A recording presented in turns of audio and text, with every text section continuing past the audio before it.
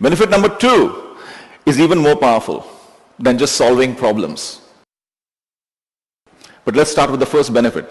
How can these practices create the nurturing ground to sprout new ideas, to solve our current problem? So let's start. I'm going to tell you 3 stories. And in those 3 stories are embedded the principles of these practices.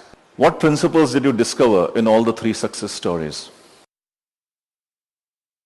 Probably it is this. If you and I want to create innovation, we have to do something. The first thing we could do is visit strange places and speak to unlikely strangers. And then remember last time you went to someone's burial. Remember how you felt, of course through your grief and everything. But when you stepped out, you had moments of absolute philosophical clarity as to what life is about.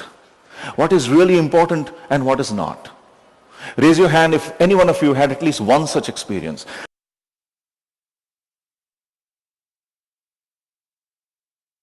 We have absolutely no idea, but I think Advait will be able to tell you about story points. I think that's quite fascinating. So I think asking that question itself is being waylaid from the main road.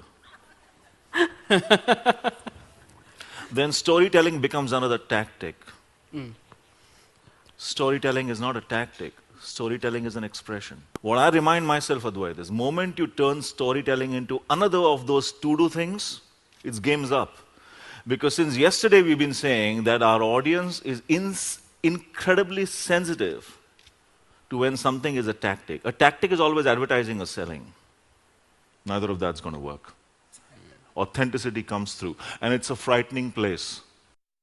So now what I did was walk down into the valley, pick those 20% up, which I loved, came into my house, and put those pieces of paper all over my floor like that, and started studying it. What is it about those 20% that had engaged me? What is it about those 20% that excited me? And as I think he pointed out, what is it about those 20% that made me miss them when I didn't see them? And there are 2 things that I saw. One is they weren't trying to sell me anything.